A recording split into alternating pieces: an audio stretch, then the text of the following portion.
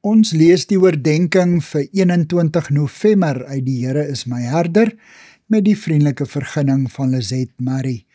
Die opskrif vanoggend is maar hoe, en ons teksvers uit Filippense 2, vers 15 en 16 lees soos volg. Tree op as ligdraers in die wêreld, deur die woord van die lewe uit te dra.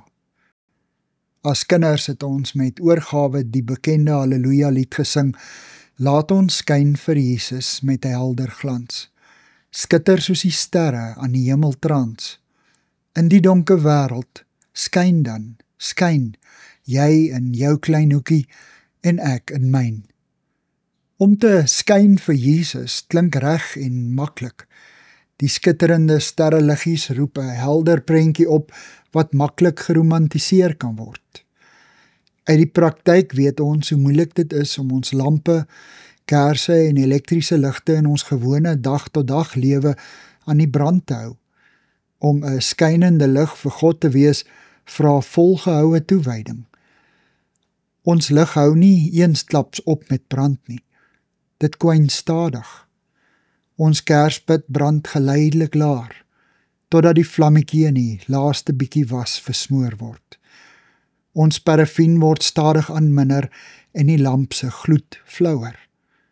En ons elektriese lig flikker en gaan dood. Alexander Solzhenitsyn, 1918 tot 2008, skryf, ek kan onthou dat ek as kind die ouer mense hoor praat het oor die groot rampe wat Rusland getref het. Hulle verklaring daarvoor was die volgende: mense het God vergeet.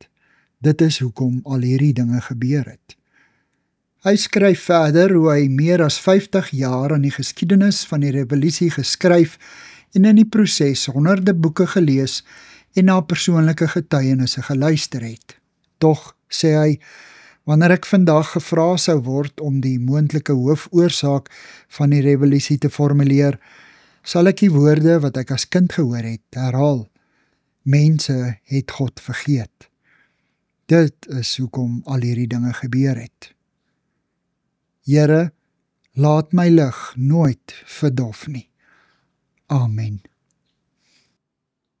Dankie vir die saamkuier.